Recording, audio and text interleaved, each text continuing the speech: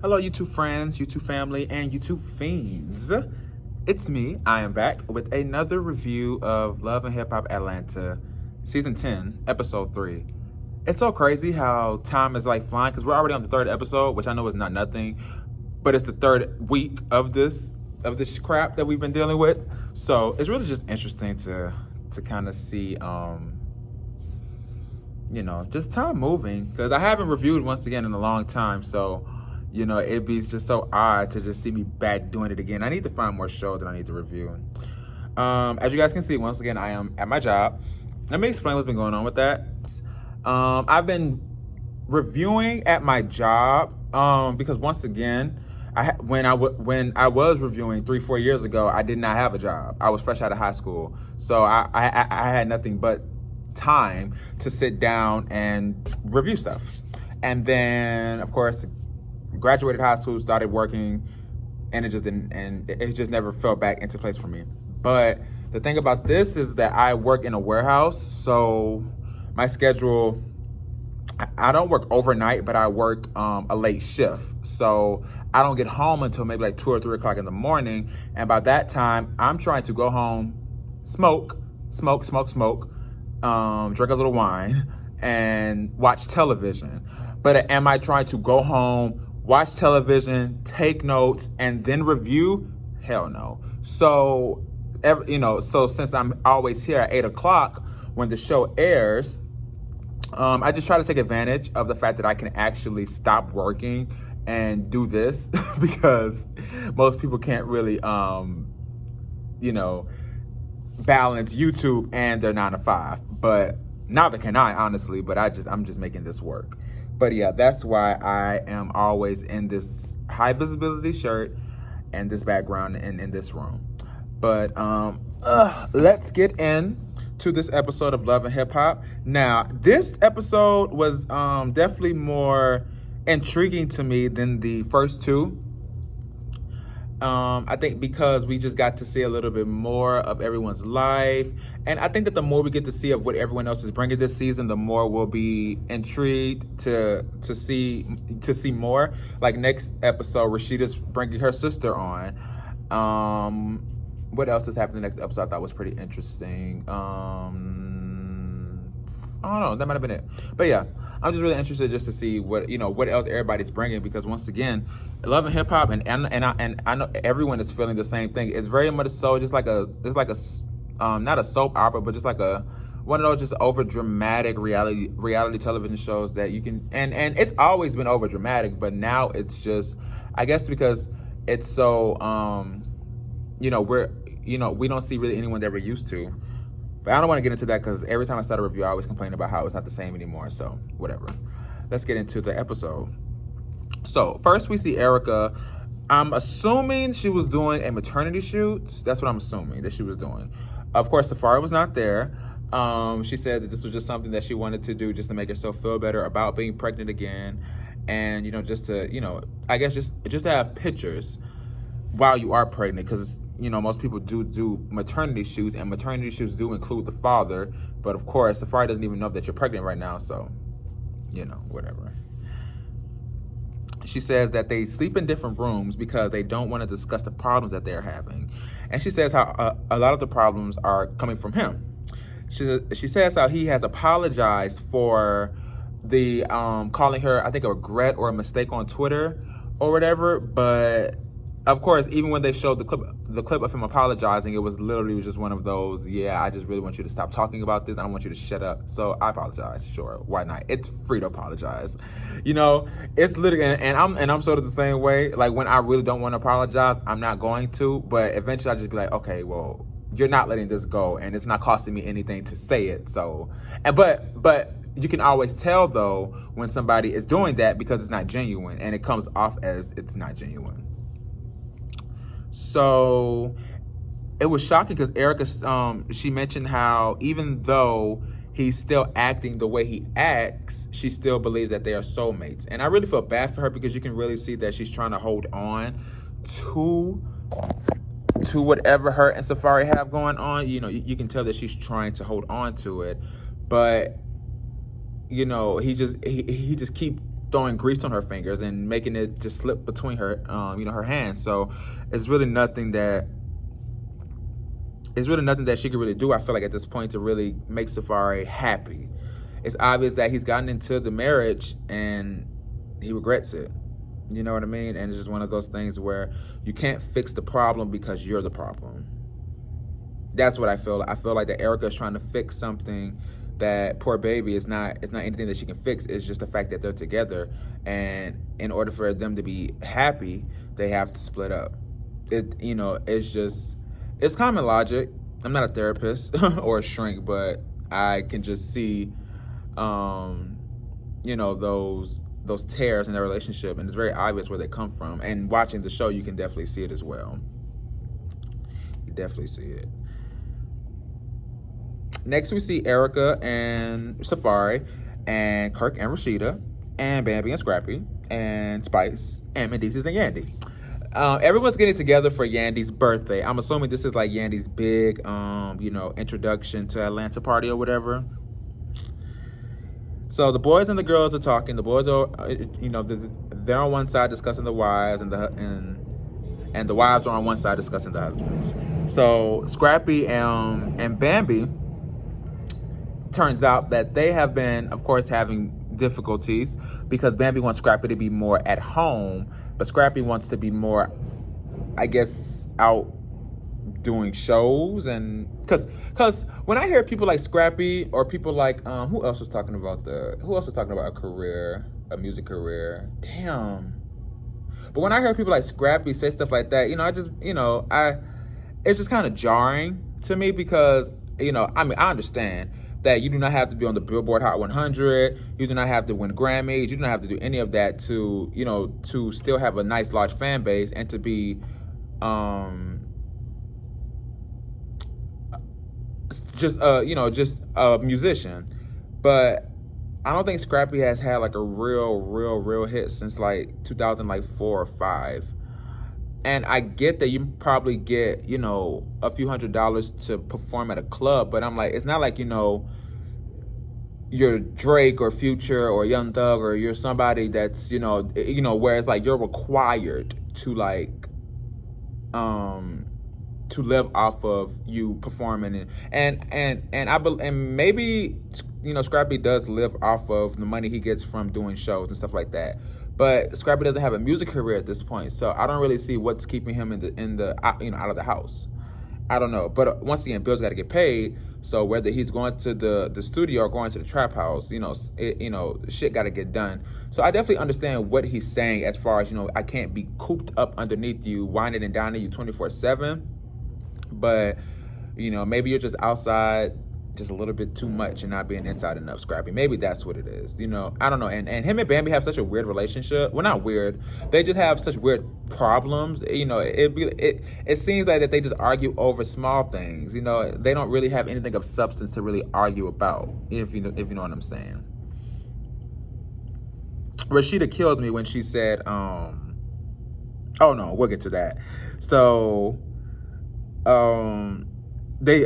they started talking about how, it was something that was said, and Scrappy was saying how he does all this for Bambi, about how he cooks her dinner in bed and all that stuff like that. And I could see that in Scrappy, maybe like on Mother's Day, maybe on Valentine's Day, maybe just on a good, she gave you some really good head that night. So you decided to wake up in the morning and reward her. Do I see Scrappy being that husband that just wakes up in the morning and just wants to do things nice for his wife? Not really, but you never know. But according to Bambi, he over embellishes a lot of things that he says, which is also a thing that men can do. Like, a man can, and I don't want to say this like I'm not one, but I just know I can speak from the perspective of a man, because I just understand how we operate.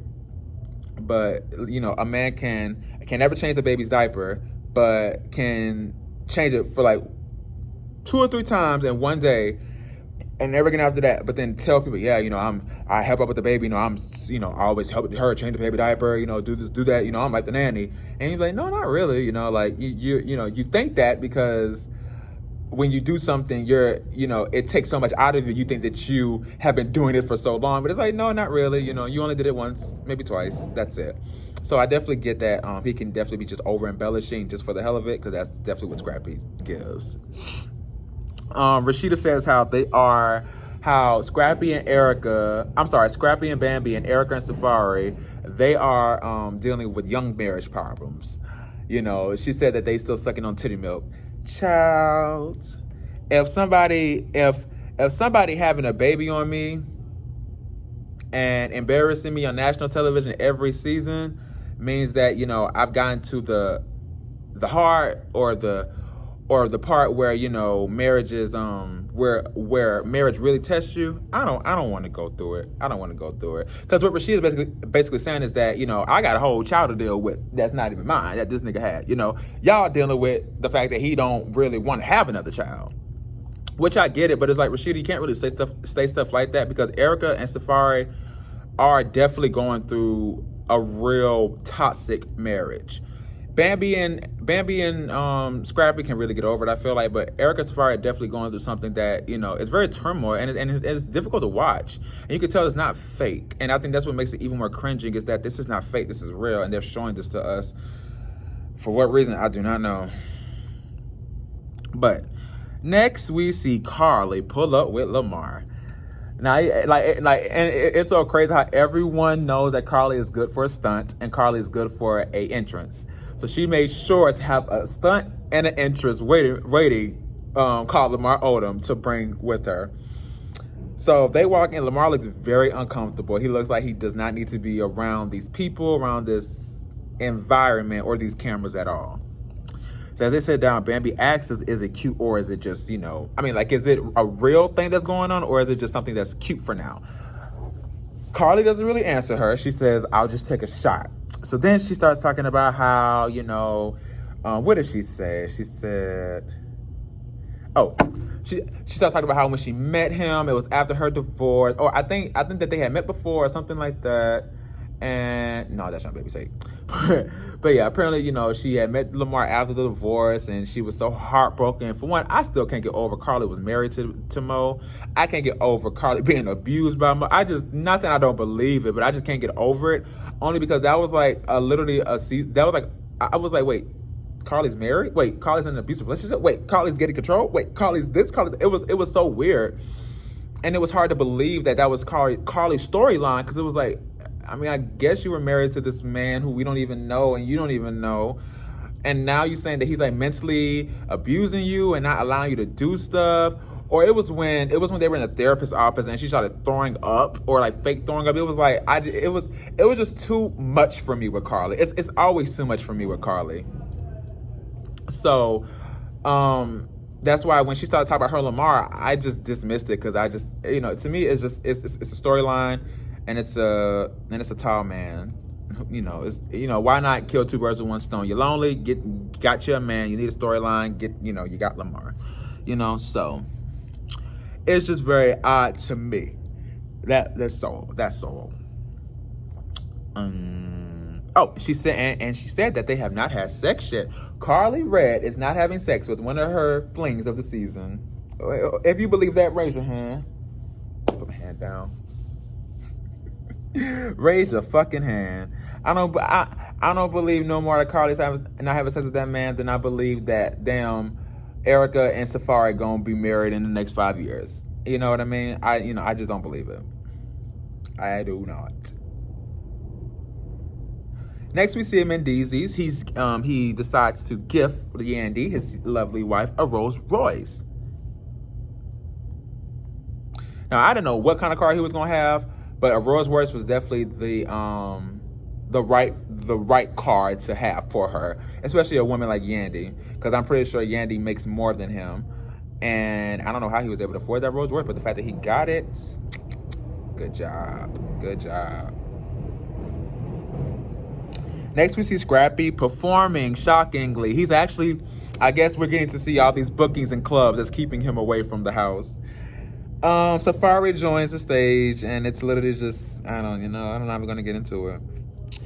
Safari says how, Scrappy says how normally he will have Bambi there with him at whatever show he's having, but lately she hasn't even been wanting him to go, so he doesn't even invite her. And the way he said it, I thought he was going to say, you know, with all the kids and stuff, Bambi's not able to come. But this nigga said he just didn't invite her. I was like, oh, okay.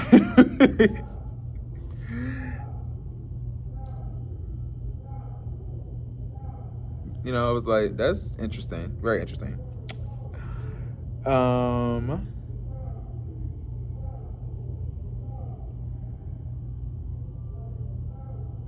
Safari starts talking about how he plans to get neutered because Scrappy mentioned that they need to have more kids, so he's not the only one popping them out because Bambi's popping them out. And Safari gets into the now this is where I started to think that certain things are fake when it comes to Love and Hip Hop, because it's just ironic that this episode, we know Erika's pregnant, we know Erika's scared to tell him, but we know she's going to tell him, and then we also know that Safari wants to get a vasectomy. Interesting. How ironic is that? I'm not even gonna get into it. But next we see young baby Tate. She is in California visiting her boo, Guap Daddy or Guap Dad 4000, one of the two. Interesting name. She explains how she didn't think she could do long distance, but when you really like a person, you know, you're willing to do certain things that you normally wouldn't do. That is very true. That is very, very, very true. I can never see myself doing long distance. I don't care how much I love or like you. I just know that the physical part is just not there, and if the physical's not there, then nothing is.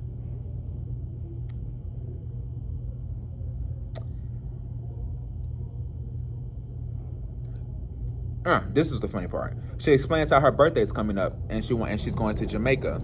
And she mentioned specifically that she wants a vacation. Not a vacation with the V, but a vacation. So this nigga goes and, no. So, so she asks him, how am I going to have a vacation without a bae? You could tell he just like made something up and was like, yeah, my brother's getting married that day, so I kind of can't do it. And it's like, huh?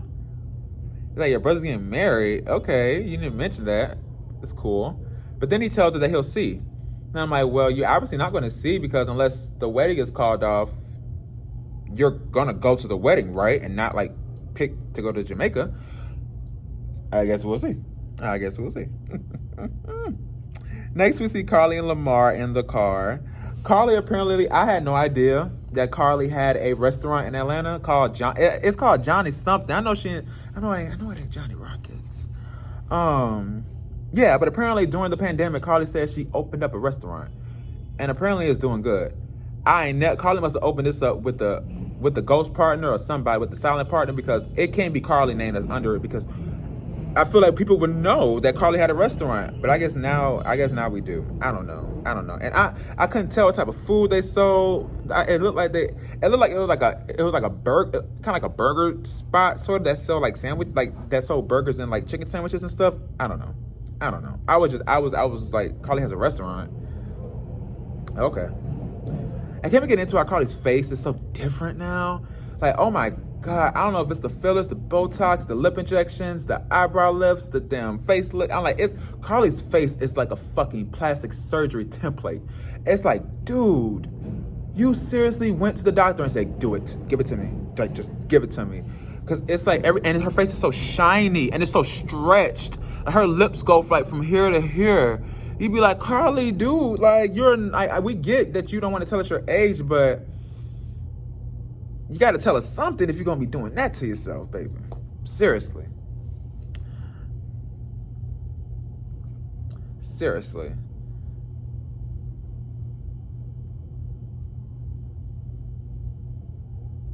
They start talking about, Carly tells him how even though they're not having sex, they need to be faithful. Let me just get into this really quickly, and I won't stay on it too long. But when it comes to adults, and when it comes to people wanting to be celibate, but wanting to still date others, I feel as though you just need to be single. You need to be single and celibate.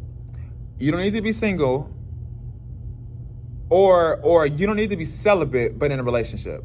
Because I don't ever see that working for the opposite person who didn't decide to be celibate, but who's willing to wait for that person, I guess. I just, like, anytime I hear women say the 90-day rule or anybody, I just be like, well, whoever you are holding out for, honey, they ain't holding out for you. So you need to let that go. Let that prayer go. Cause, it's just not logical. And I feel like with certain adults it is, but with a bitch like Carly and with a nigga like Lamar, like, y'all are very much so two damaged individuals. Y'all, I'm sure, need a lot of touching and loving to get yourself throughout the throughout the week. So for Carly to be saying she's celibate, I'm like, child, I'm celibate. Shit, I don't know about that.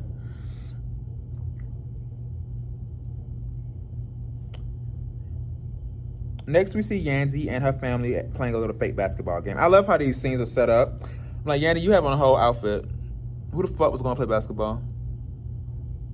Who? Let me know. So, but anyway, so they all sit down.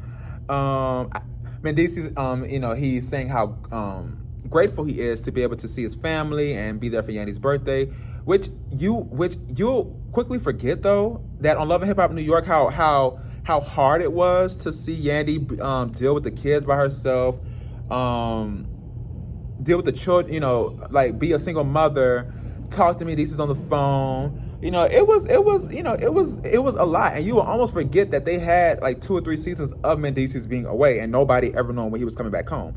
So now to see that he's back, it's very refreshing, because they have all these kids together, and they need to be. I love Yandy and Mendice together. Ever since day one, when I first saw them together, I really enjoyed them together, because Mendice has always been there for Yandy. I've never really seen him disrespect Yandy, or say anything crazy to Yandy. It's just certain men who really are down for their women, and I feel like Mendice is like the number one guy on Love and Hip. Like, he's like Papoose almost to me. Papoose is number one, but Mendice definitely could get number 2 when it comes to like the niggas that will hold a woman down. But it's funny though, because actually as I'm saying this, I think I saw something recently that when Mendice was asked if he would hold Yandy down the same way she held him down in jail, this nigga said no.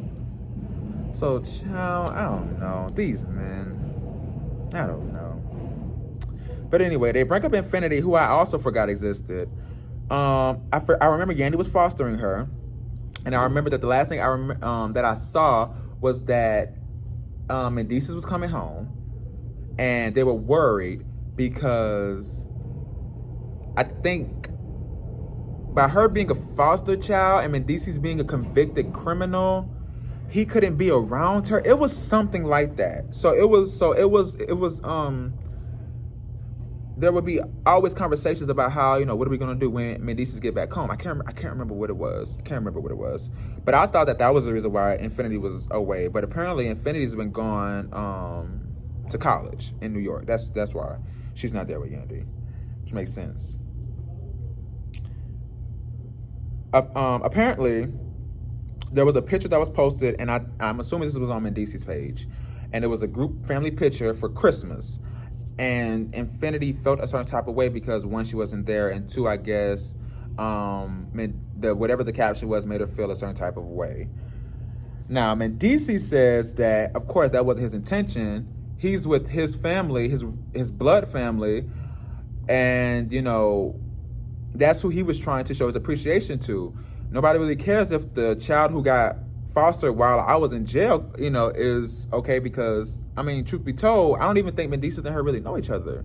I don't really think so. Because I can't remember, but I know that, Yandy got her when Mendice was in jail. So when he got out, I'm not sure how long him and her spent time together until she went off to college. I really know the dynamic between Mendice's, Yandy, and Infinity. I really don't. Yandy says that she told Infinity that she was invited to the to Christmas. I believe it was in Atlanta, And she said that she was invited, but Infinity told her that she was going to be spending time with her family. So I don't really see the disconnect, or I really don't. Yandy also says how Infinity allowed the narrative to be pushed that when Medicis came home, Yandy got rid of her. Now, obviously that must mean something, because where did Infinity go when it's just certain things aren't really making and I will say that certain things aren't really making sense, because if Medicis came home and Infinity was still there, why would people be saying that she got kicked out because of him?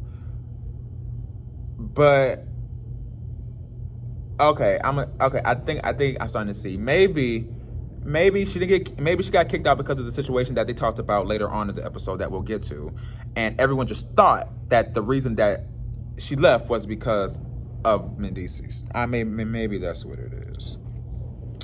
But Yandy says how Infinity went on a rant on social media afterwards, saying how she's going to write a tell-all book and all this stuff like that. And in my opinion, that is the lowest of the low, because not only are you basically saying, fuck my family, but you're basically saying fuck me, because at the end of the day, they are, Yandy is a personality, and Yandy's pretty big. So, for you to threaten her about a tell-all book is like you're basically saying, oh, I'm going to get you where it hurts. I'm going to have everyone in your business.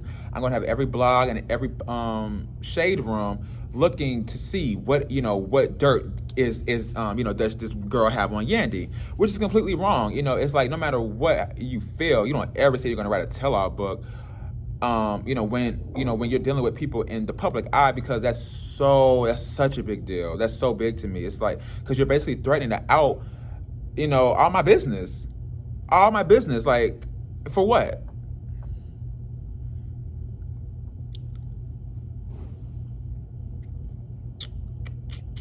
Yandy says how now Infinity has booked a ticket to Atlanta. So, of course, Medicis asks where is she going to stay. Yandy goes and says, well, I'll stay at the house. Medicis cuts it off. No, she's not. No, she's not. And that is a very good, smart thing to do, because at the end of the day, this is no matter what, like, when Yandy adopted this girl, she wasn't 5, she wasn't 12, she wasn't 10. She was, I believe, like 15 or 16. So she had very much so, she was her own person, and she was, and she couldn't be really molded to, to fit you guys' family. It just was what it was, and you guys had to accept it. But now Infinity's like, probably like 20, 21. So, she's an adult. So at this point, that comes bringing another adult into your house with your children. That just brings a whole ball of web of problems. So I definitely understand why Medicis was like, no, like, she's not going to be able to stay at the house until you have a conversation with her and understand where she's coming from. Because once again, I don't really see why Medicis and her really even have to, like, speak. I really don't, because once again, I don't even think that they really know each other like that. But obviously from the preview that we saw last week, I'm sorry, for the preview that we see next week, they do have some type of relationship, because he asks her, how could I trust you again? So we'll just have to see about that. We'll have to see. Next we see baby Tate out in Cali with her friends. Brittany B makes a cameo. I haven't seen Brittany B since she was on Hollywood. I don't really remember how I felt about Brittany B. Yes, I know it's been a really, really, really long time since it's okay. So I know it's been a really long time since I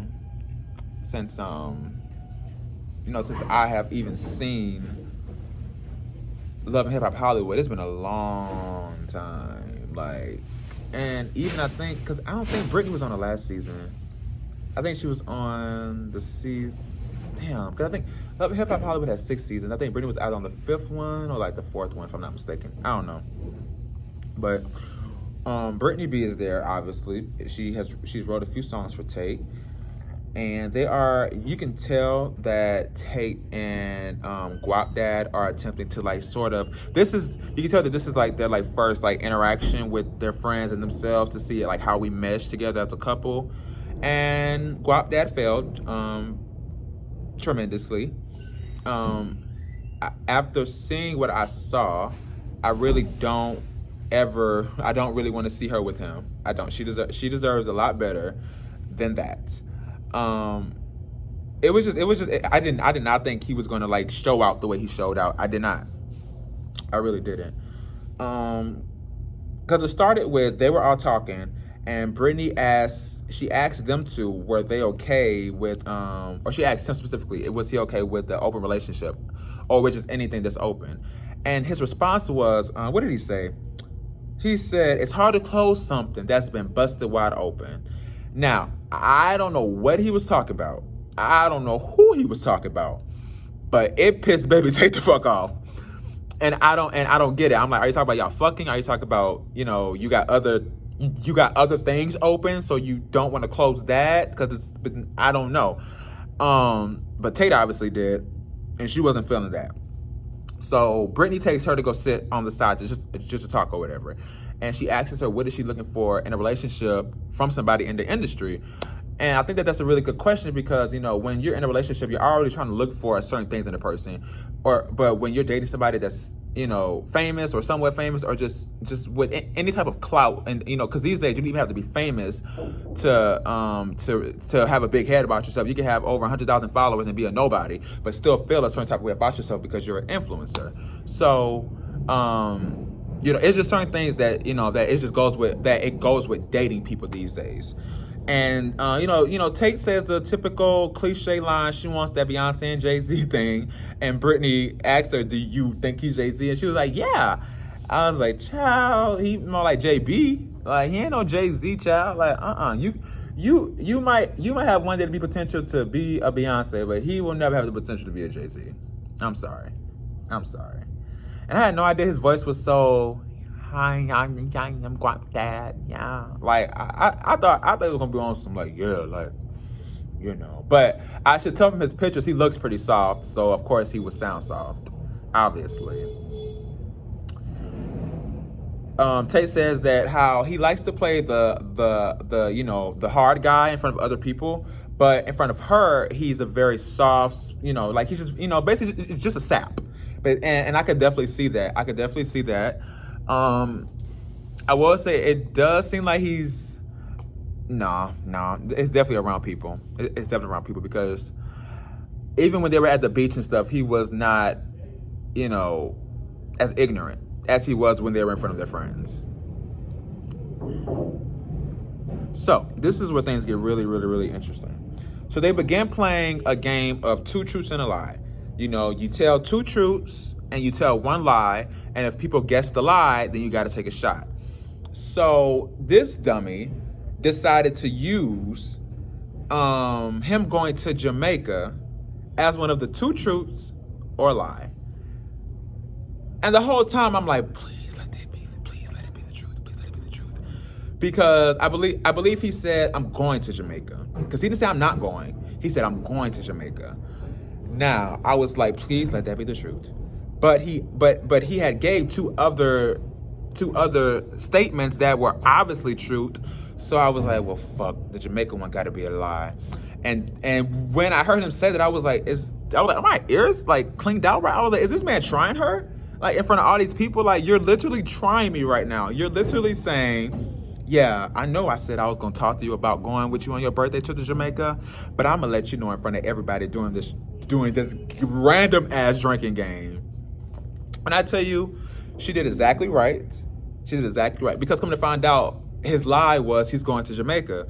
And it was like, well, you could have told me that in private. You could have told me that another time. You could have, when you had an explanation. But instead, you decided to be a dick in front of everybody and let them know, yeah, she's going to Jamaica by herself. And like Tate said in her confessional, it's not like I was gonna be heartbroken, nigga. But it's like we talk. So if we're talking and it's my birthday, I expect you to be there. But if not, hey, it's fine. Jamaica got a A lot of nice, fine young black men. So I'm sure, she will not have a hard time, especially with her cute self. But yeah, that was just really weird. That was really, really weird. And I'm glad that she handled it correctly, because I've seen a lot of women on these shows, or even girls on these shows, get dogged out by these dudes. But just be like, he's such a mess. He's so stupid. And you're like, no, bitch, he's like dogging you out and like disrespecting you in front of your face. You don't really see that? Like, oh my God, like Nia Riley and Soulja Boy, the epitome of just horrid. I wanted Nia to get out of there so fast. It made no sense. So it's really good to see Tate handle herself in a good manner and kick his ass out. Let him know, if you don't want to be with me for my birthday, you don't got to be with me now. You don't got to be with me in my house. You know what I mean? Like, we don't got to be doing this. So I really, I just thought that was just like really odd and just rude and really like kind of just sort of just feminine of him to like, because I'm like, what are you retaliating against her for? Because that was definitely a retaliation. I don't know if he was still in his feelings because she got mad at him over the comment he made about busting it wide open, but that was definitely like a tat. That was like a tit for tat type of thing, I feel like. So next we see Erika and Safari. Now, I'm going to sort of try to skim through this because I don't want this video to be too long. And I'm kind of ready to end it, just honestly. So, Erika decides, she thinks that the only way to get Safari happy and in the mood about this new baby is by throwing him basically a all about Safari party. Now, if you have to throw your significant other a party just so you can get them in the mood to tell them that y'all are having another child, cut the marriage, cut the court, cut the mic, we're not doing it. Walking off stage. Because it's ridiculous that I have to go through all this just to sit down and tell you that we're having another baby. When Ashley, it's your damn fault, when you should have pulled out. Unless she was on top. But still, nonetheless, it's ridiculous. So, but anyway, Erika really, like, I will say, I was not an Erika Mena fan. Not that I dislike Erika, but I didn't like Erika ways on the show, and I didn't just like, the way Erika just would deal with people. But seeing her be just so vulnerable and so open and so damaged, it really does give me a different look on her. It makes me really feel bad for her and want to give her a hug, honestly, because to see her just, and it's all in her eyes. You can see that she wants this man to be happy. She wants this, you can tell she's willing to do anything for Safari. And I see that because I see that because I know that, and I know what it looks like to have somebody willing to kiss your feet and your ass, and all you want to do is just turn it around to him and walk the other way. You don't even want it. So, it's really disheartening to see. It's really disheartening to see. It really is. But yeah, Safari shows up. Erika has these two girls blindfold him, take him to the backyard. Now, the part that was tripping me out throughout this whole scenario was that Safari was in love. He was loving the girls tying him up, the blindfold. He loved Spice, then her booty dancing and the shaking. He talked about if I got this every other day, we wouldn't have problems. And I'm like, so you want a party all about you every other day? That's what you want? That's what's going to save this marriage? And it's so crazy that Safari is 40 years old. You're 10 years from 50, and you're acting like this. It's sad. It really is sad. But they end up sitting down, and Erika shows him the ultrasound. And his face goes from like hot and cold, like that. Like, you can tell he was like not expecting to hear that they got another child on the way. So he asks her how far is she, maybe to see if she's gonna have an abortion. And she tells him that she's 26, 27 weeks. I know that really fucked with him, because if you're 26, 27 weeks, that means that you're 4, 8, 12, 15, 20.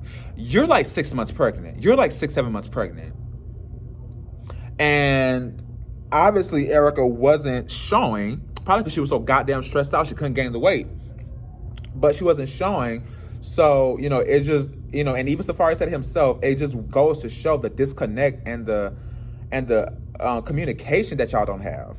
You know, it really goes to show that you were in the house with this woman, and even though y'all don't sleep in the same bed, do y'all at least kiss or hug? That you couldn't tell that she had another child in her? It's a little odd. So Safari, she's trying. You can tell he's not giving her anything. He's sitting there like this. And you can tell that Erika's trying to read the room. So she asks him, how do you feel? And he goes, well, you know how I feel. And he says, you know how I feel. But then he goes into, I don't really know how I feel. We have, we just got into the groove of dealing with the first child. They're about to turn 1. Now we got to start all back over. Yes, that's what happens. We have unprotected sex with your wife. You get pregnant and you have children. Do we need to create a for dummies book about this for him? And I think that they do have Parenting for Dummies or something like that. I know for a fact because they have the For Dummies book for anything. So I know they have it for new parents. I know they do. So that just wasn't a excuse to me. It really wasn't that you got to start back all over now. Yes, you do. I'm sorry, you do. And he just really just gets up and walks away at that point. And I just thought that was so crazy.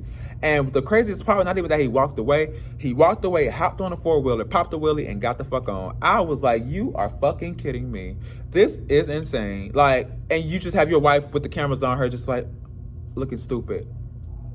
I'm like, I know as a man, but being gay, the things that I have done to people who I'm in a relationship with, have been pretty fucked up and have been damn, it ain't shit. But I just don't think that I could ever do that to a person that's carrying my child. And I don't want to say it like that, but it's, but at the end of the day, you'll never get that from another man being gay. So you don't know that emotional connection that you have with that person who created this being with you. And I just couldn't ever see myself just being like, well, fuck you. I'm going to pop a wheelie and dip out on you because you're pregnant. It's crazy. It's crazy. It's really, really, really, really, really crazy to see their relationship to be so tumultuous every episode, and it's getting worse and worse and worse. But next, we are on our last scene with the Yandy meeting Infinity. So they go in, mind you, they're meeting outside. They're not even meeting in a restaurant. They're meeting on a bench somewhere. They begin talking, and Yandy mentions the picture.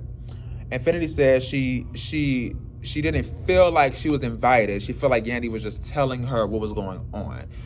Now, I sort of get that. Because I do understand that, if you have a friend that's telling you about, a party that they're planning, and they're like, girl, I'm gonna have this DJ, I'm gonna have all this food, I'm gonna have all this liquor, blah, blah, blah.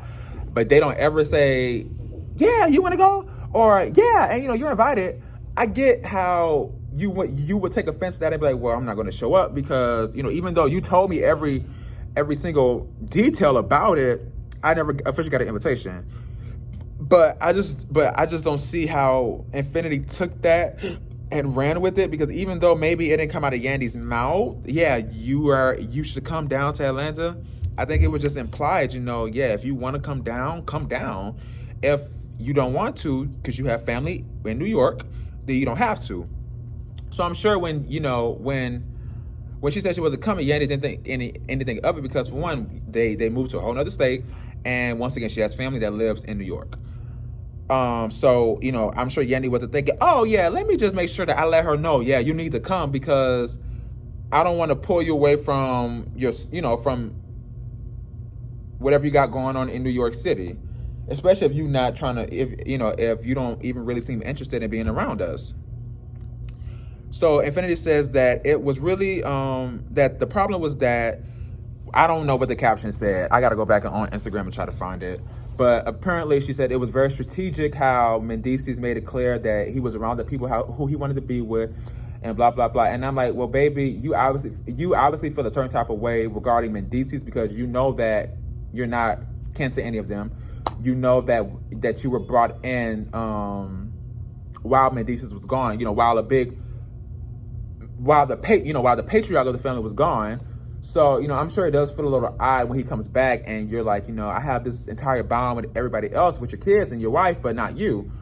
And we don't know how Mendices or how anybody handled that, so we can't speak on it. But just from the way it seemed, it just seems like, he was,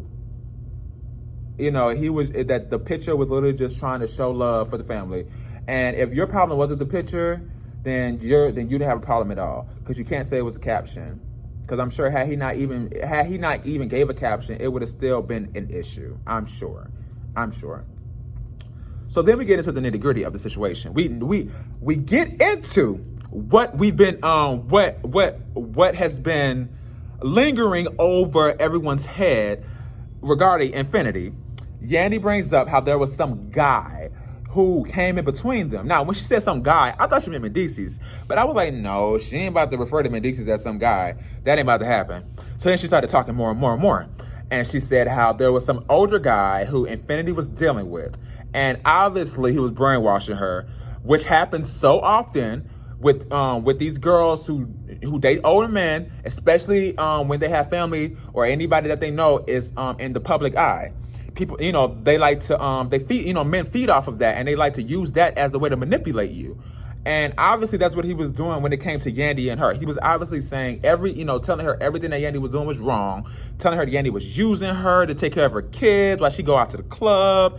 And the fact that he was calling TMZ on you, and or was threatening to call TMZ, all that is just borderline complete, utter disrespect and just wrong. And the fact that Infinity couldn't see that, or the fact that Infinity was still dealing with this man, was crazy. Because if you're still dealing with him, you obviously believe what he's telling you. That's what it is. Because you cannot date this man and believe, or you cannot date him and not think what he's saying is true. Because it wouldn't work out. It wouldn't work out. But you were obviously very much so brainwashed. And even Yandy was telling her, I was a single mother and you were 17. So yes, you were watching my children while I went out and worked. Yes, that is what you were doing.